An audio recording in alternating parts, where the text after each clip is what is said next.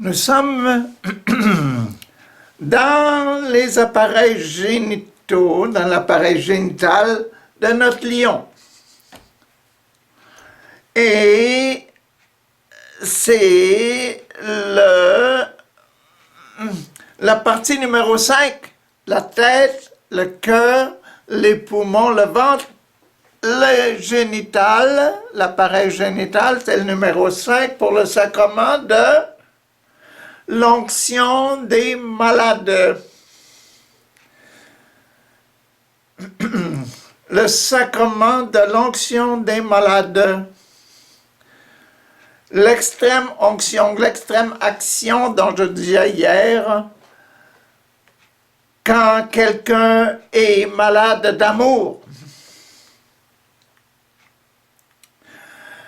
La maladie d'amour, il y a une grande chanson, une belle chanson là-dessus, maladie d'amour, c'est la maladie de la jeunesse.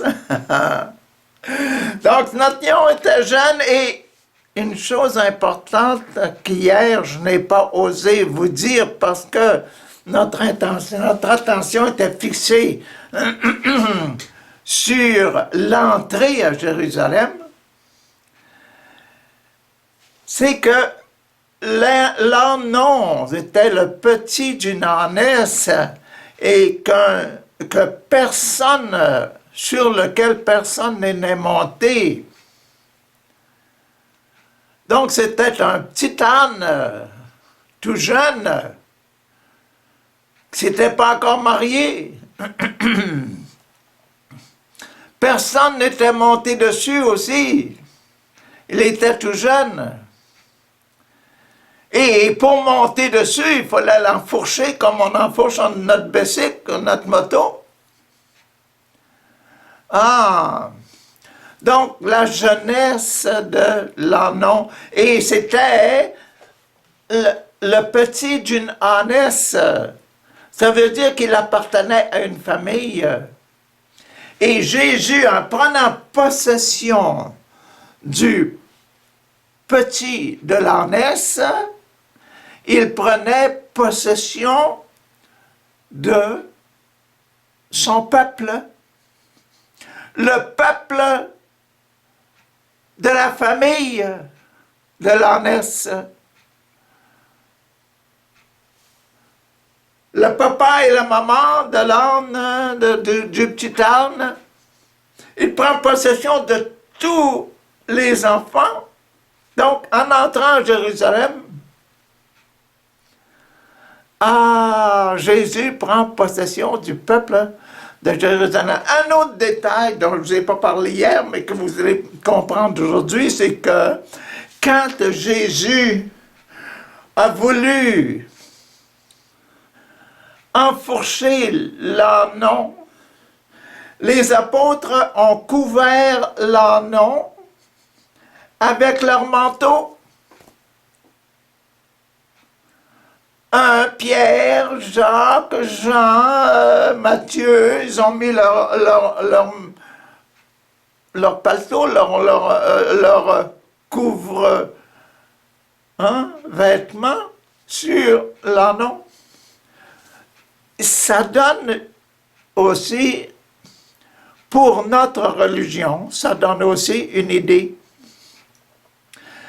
Jésus va enfourcher l'ânon, mais il va en prendre possession en montant dessus, il va en prendre possession avec son équipe. Il a mis les apôtres ont mis leurs vêtements de dessus, leurs vêtements de dessus, là, ils l'ont mis sur l'ânon. C'est une prise de possession, pas seulement par Jésus et son équipe, qui prennent possession de la famille juive, de la ville de Jérusalem. Et remarquez bien que c'était pour obéir à comment ça, un prophète, une prophétie de l'Ancien Testament. Le roi entrera assis sur un ânon, fils de l'ânesse, enfant d'une ânesse. Donc, le roi qu'on acclame, oh, le roi des Juifs, fils de David, celui qui est sauveur du monde, sauveur, notre Messie. Ah, c'est le Messie qui entre dans la ville, qui vient marier le peuple de Dieu, qui vient accepter la responsabilité du peuple de Dieu.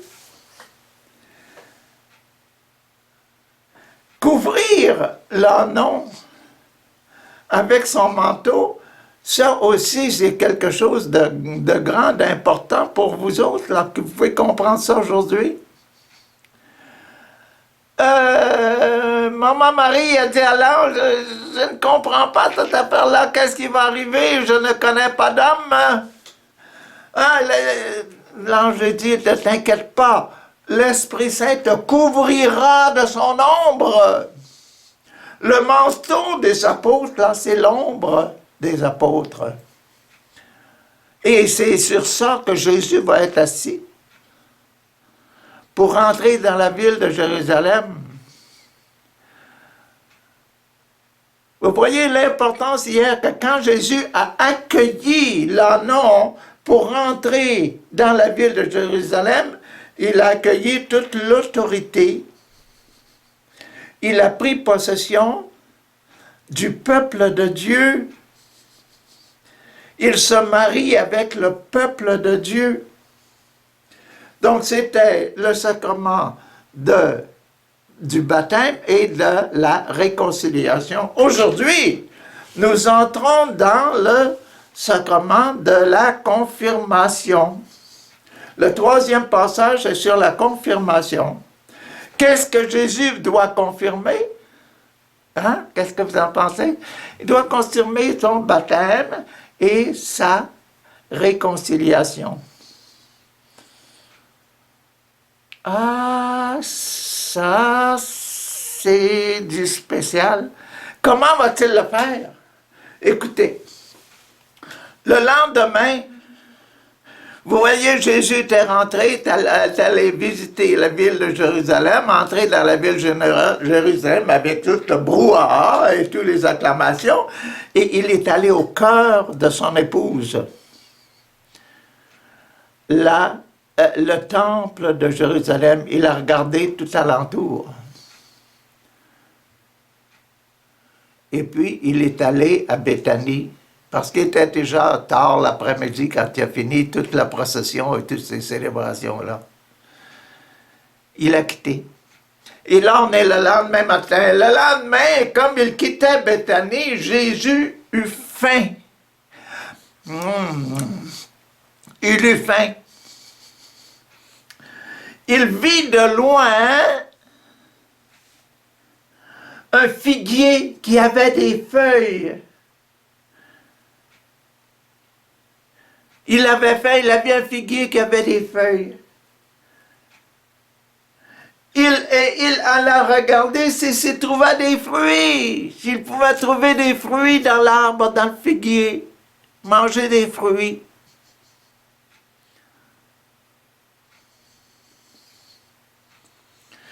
Mais quand il fut près de l'arbre, il ne trouva pas que des feuilles, car ce n'était pas la saison des fruits.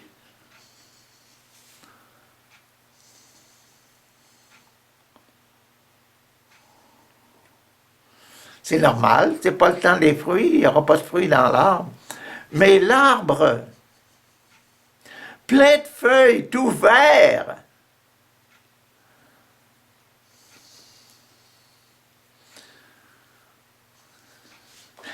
quand un homme va se marier, là, qu'est-ce qu'on dit de lui? Il est ouvert. Ça rapprochez les deux, là. la généalogie, l'arbre généalogique, et puis le fait d'être ouvert,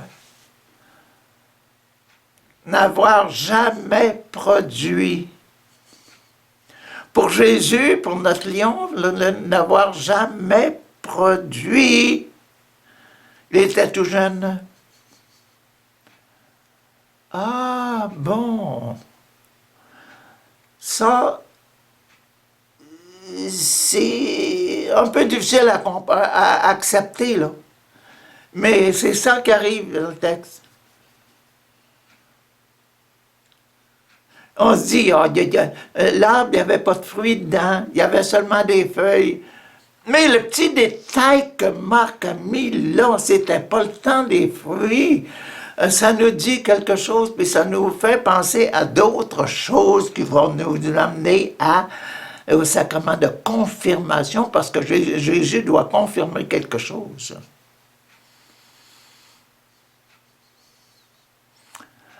Ah bon. Préparez-vous.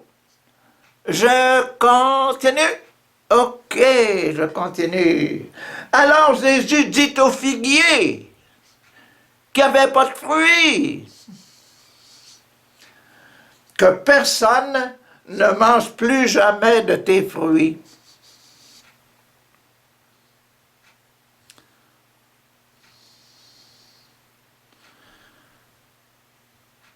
Qu'est-ce qu'il vient de dire?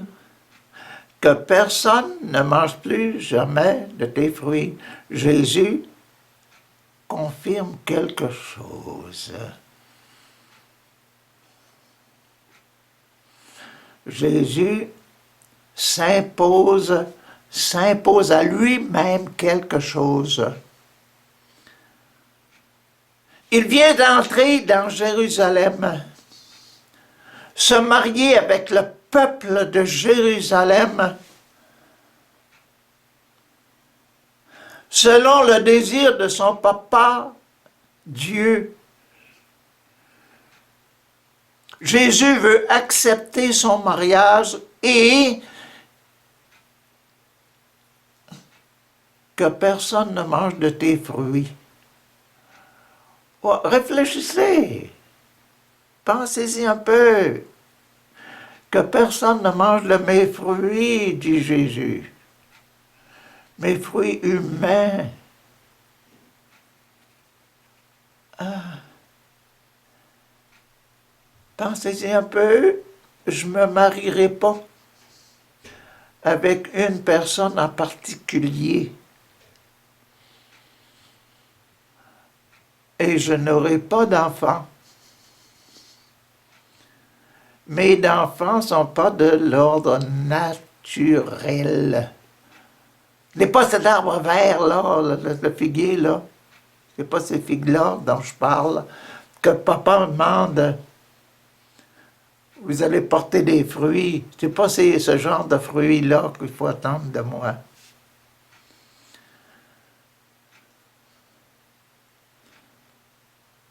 Ce n'est pas des figues que je vais donner. Ce n'est pas des humains que je vais donner, qui vont sortir de moi, de mon appareil génital. Pour moi, je suis venu apporter seulement la rémission des péchés. Je suis venu pour mettre le démon dehors. Et c'est une confirmation du Fils de Dieu, une confirmation sincère. Pensez, réfléchissez, et il accepte le baptême, la réconciliation, et là, il confirme. J'accepte toute ma mission complète. Je n'aurai pas d'enfants sur terre. Je donnerai seulement des enfants à papa. Des enfants spirituels, d'un ordre spirituel, pas d'un ordre humain.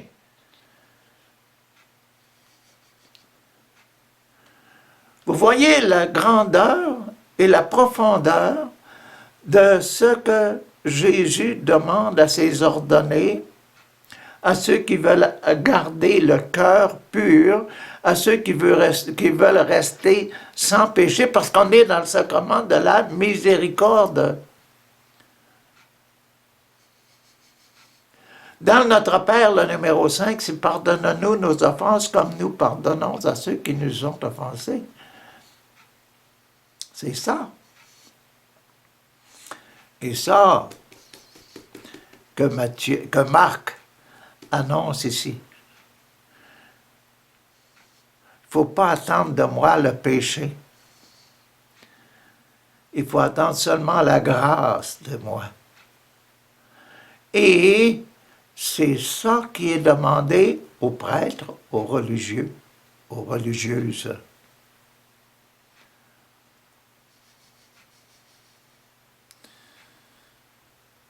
Ce que Jésus renonce aujourd'hui, vous ne recevrez pas de moi des enfants humains. Je me concentre, je dis Jésus, seulement sur le côté spirituel de ma vie.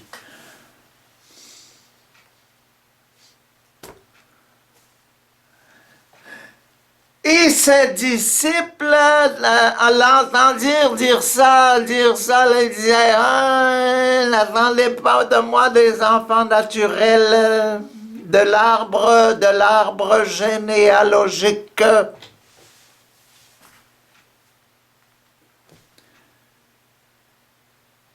C'est comme ça qu'il faut comprendre Marc ici.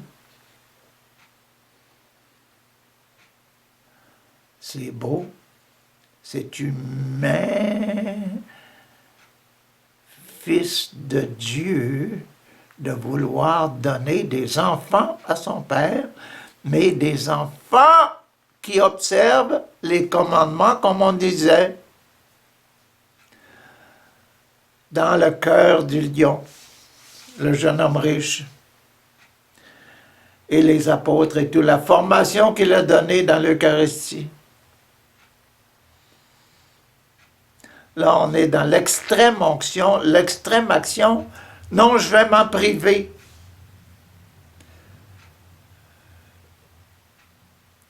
Je veux devenir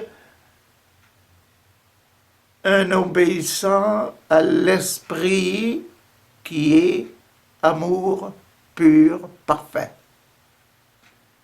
Donner ma vie pour que la vie de Jésus prenne toute sa force, toute sa puissance sur terre. OK, ça c'est le numéro 3, la confirmation. Entrons dans le numéro 4, l'Eucharistie. Ils arrivèrent ensuite à Jérusalem, Jésus entra dans le temple et il se mit à chasser ceux qui vendaient. Et ceux qui achetaient dans le temple, il renversa les tables des changeurs d'argent et les chaises des vendeurs de pigeons, et il ne laissait personne transporter un objet à travers le temple. Imaginez-vous quelle rigidité, quel désir de sincérité à son père qu'il avait, parce que c'était puisqu'il leur enseignait, les Écritures déclarent: ma maison sera appelée une maison de prière. Pas de vendeurs, pas de vendeurs d'animaux, pas d'animaux,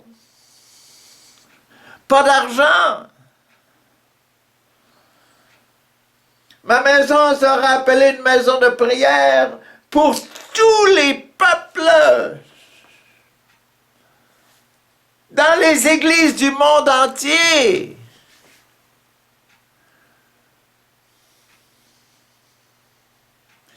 Respect, respect, respect.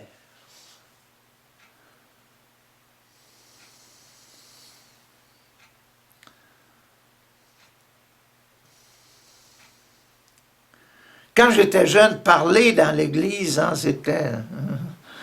un sacrilège, c'était faire un péché que de parler dans l'Église. Il fallait faire attention. Il dit, on ne parle pas dans l'Église. Mais depuis que j'ai été dans la chorale et toutes sortes de choses, dans des activités paroissiales, professeur, organisateur de retraite, réconnexion, je me suis aperçu qu'il fallait parler dans la maison de Dieu, il fallait être simple, comme Jésus enseignait dans le temple.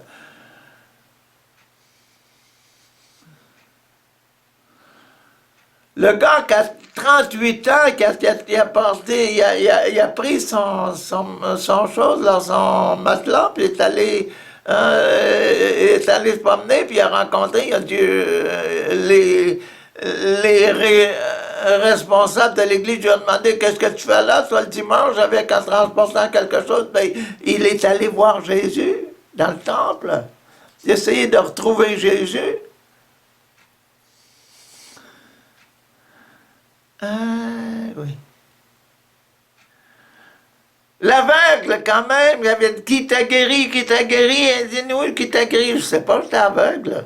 Et il est allé dans le temple pour trouver Jésus. Il dit, hein, Jésus l'a rencontré. Qu'est-ce que tu fais là? Tu vois maintenant, ne pêche plus. Hein, mais là, dans le temple, qu'est-ce que Jésus demande? Le meilleur respect possible. On ne voyage pas les affaires, on ne fait pas du travail. Si on fait du travail, attendez que les gens ne soient pas là, que le temple soit libre pour faire réparer une statue, réparer une porte, une fenêtre, les bancs, etc. Réparer ça quand il n'y a personne. Pas de vente, ne vendez pas dans l'église, c'est pas une place de vente, ça. Si vous voulez vendre, dehors. Ma maison, la maison de mon papa, c'est une maison de prière. Quand quelqu'un veut prier, il doit rentrer là pour être tranquille, pour rencontrer son papa dans le secret et lui parler.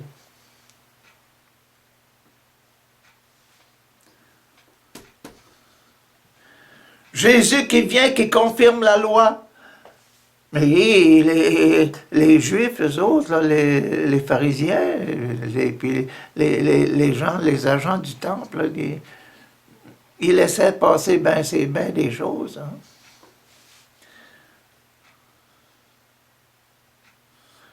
Jésus devenait là comme étant celui qui a pris possession de la ville, comme hier dans notre passage. Il vient là pour se marier. Et le mariage, la maison de son père, c'est une maison de prière. C'est pas une maison de commerce. Il fait la loi. Il a pris possession de son épouse, le peuple de Dieu et les enfants de Dieu. Il a pris pour la formation des enfants de Dieu. C'est le sacrement de l'Eucharistie. Les chefs des prêtres et les maîtres de la loi apprirent cela, que Jésus était fort comme ça, qu'il avait une autorité et puis qu'il exigeait la discipline.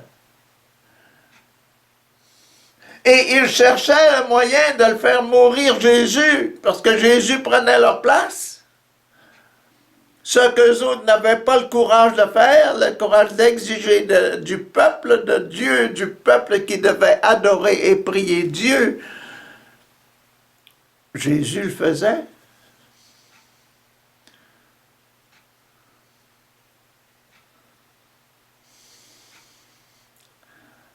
Sacrement de l'Eucharistie, la prière. La maison de mon Père est une maison de prière.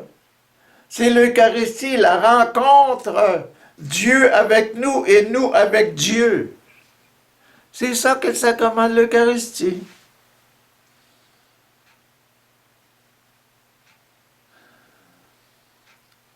En effet, ils avaient peur de Jésus, ils avaient peur de lui.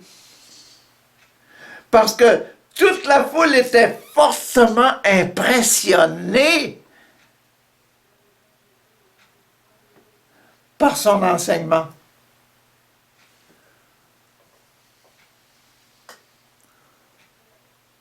Quand le soir fut venu, Jésus et ses disciples sortirent de la ville.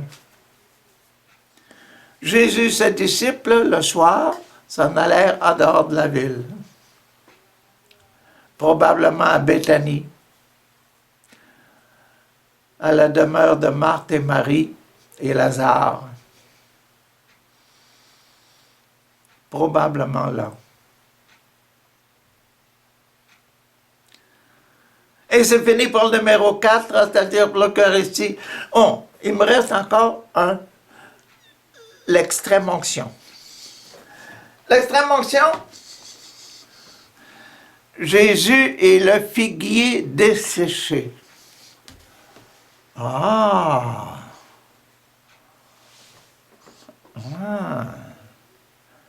Un figuier desséché. La maladie desséchée. Le malade, le figuier.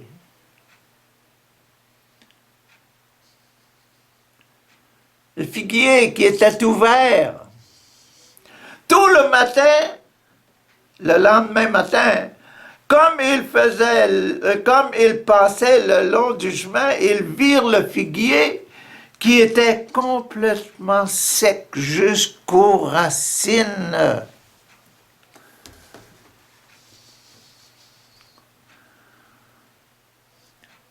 Quand on nous rencontre, là, on nous dit, c'est la première fois que quelqu'un nous dit, c'est quoi ton nom? Nom de ton père? Tu viens de telle place, toi, là? Il y a des Doyle dans ce coin-là, il y a des Schmitt dans ce coin-là, il y a des Lefebvre dans l'autre coin, là. Hein? Il y a des Slager dans l'autre. Les racines, quelles sont tes racines? Et le figuier est sec jusque dans ses racines. Et on est dans le sacrement, les malades. Le figuier était rendu malade, il était mort. Il était plus que malade, il était mort.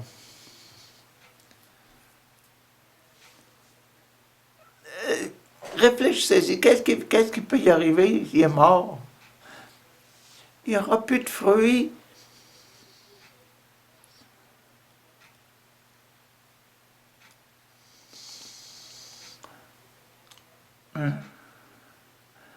Qu'est-ce que Jésus avait dit dans sa confirmation de lui-même? Je ne vous donnerai pas sur terre des fruits.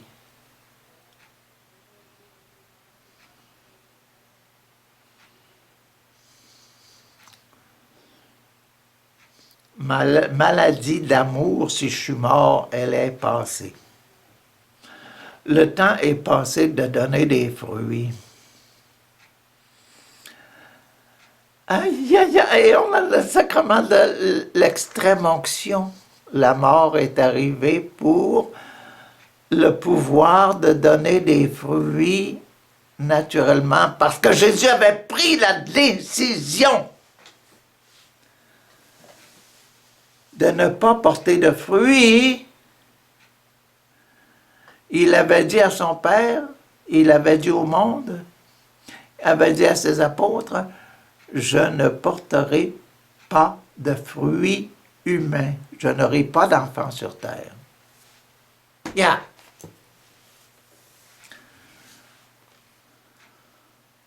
Ça, c'est... Hein? Il n'y avait plus besoin de sacrement de confirmation. Sacrement d'extrême onction. Parce que son client était mort, la génération humaine, produire des enfants pour le peuple, agrandir le peuple de Dieu, humainement fini. Jésus avait fait sa prière à son Père, Papa, je te promets que je ne porterai pas de fruits humains, mais je vais te donner des enfants enfants de Dieu, je serai pour eux un modèle jusqu'à ma mort. Aïe, aïe, aïe, frère, ben oui, c'est ce que dit Marc. Il était complètement sec jusqu'aux racines. Pierre se rappela ce qui s'était passé. Il dit à Jésus, Maître, regarde le figuier. Regarde. Le figuier que tu as maudit est devenu sec. Jésus dit alors à ses disciples, écoutez, c'est important là. Jésus dit alors à ses disciples, je vous le déclare, c'est la vérité, si vous avez la foi en Dieu, vos prières, hein? Si vous avez la foi en Dieu, vous pouvez dire à cette colline, cette maladie, vous pouvez dire à cette maladie d'amour, ôte-toi de là et jette-toi dans la mer. Si vous ne doutez pas dans votre cœur, mais croyez que ce que vous dites arrivera, cela arrivera pour vous. Et ce qui est arrivé, c'est ce qui est arrivé pour moi. Dit Jésus. Ma maladie de l'amour humain, je l'ai jetée à la mer pour gagner des enfants de Dieu. Écoutez bien, c'est pas fini. La décision de Jésus n'est pas finie. C'est pourquoi je vous le dis. Quand vous priez pour demander quelque chose, croyez que vous l'avez reçu, cela vous sera donné.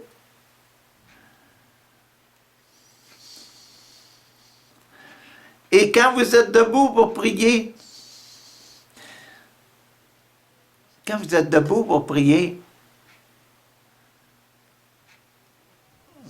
veut dire ça quoi? Quand on dit de quelqu'un qui est debout, ça veut dire qu'il est réveillé, il n'est pas couché dans son lit. Quand quelqu'un qui est réveillé, quand il prie, il est debout. Quand vous êtes debout pour prier, si vous avez quelque chose contre quelqu'un, pardonnez-lui.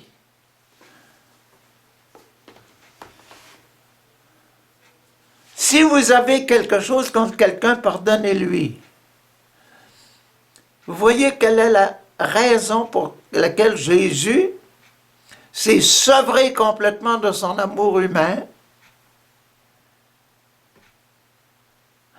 a dit non à son amour humain. Il a dit non à son amour humain pour nous demander de pardonner les péchés. Quand vous êtes debout pour prier, si vous vous apercevez que quelqu'un a quelque chose contre vous, si vous avez de la haine contre quelqu'un, pardonnez. Ah, que c'est grand.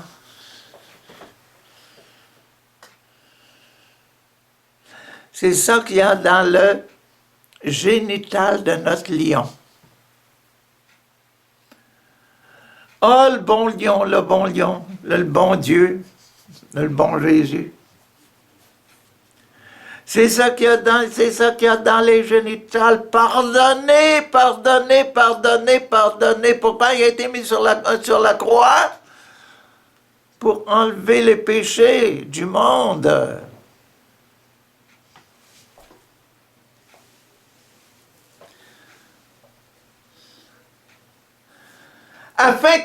Pardonnez-lui, afin que votre Père qui est dans les cieux vous pardonne aussi vos péchés à vous. Si vous avez de la haine contre quelqu'un, si vous avez quelque chose contre quelqu'un, pardonnez-lui afin que Dieu, votre Père, Dieu, votre Papa, vous pardonne aussi vos péchés à vous. J'ai notre lion, dans les génitales. dans sa personnalité spirituelle. Pardon. Et quand il était sur la croix, pardonnez-leur, Père, parce qu'ils ne savent pas ce qu'ils font.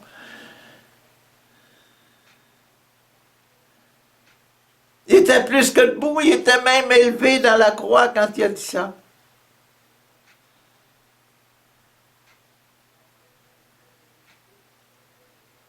Tout près de mourir. Mais si vous ne pardonnez pas aux autres,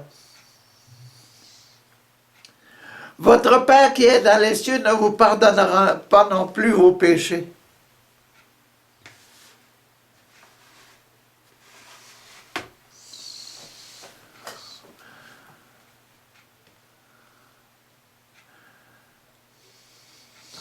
Vous voyez pourquoi j'ai pris le sacrement de confirmation, d'Eucharistie et d'extrême-onction ensemble? Parce que vous avez ici dans l'extrême-onction, ici, ça, l'action qui vient juste de faire, là, hein? Pardonnez, pardonnez, pardonnez. Et puis la mort du figuier, c'est ce qui est annoncé dans la confirmation. Je vous confirme que je n'aurai pas d'enfant sur terre.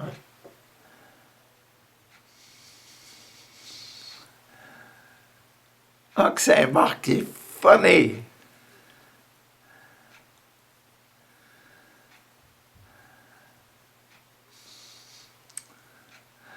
Pour bien le comprendre, il faut demander au bon Dieu de vous faire comprendre. Il faut demander, Papa, mon Dieu, envoie-moi ton esprit. Hein. Je ne comprends pas ce que tu dis, je ne comprends pas ce que Marc a dit.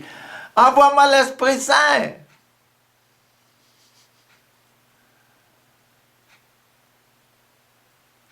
J'ai demandé longtemps l'Esprit Saint pour venir vous enseigner ça aujourd'hui.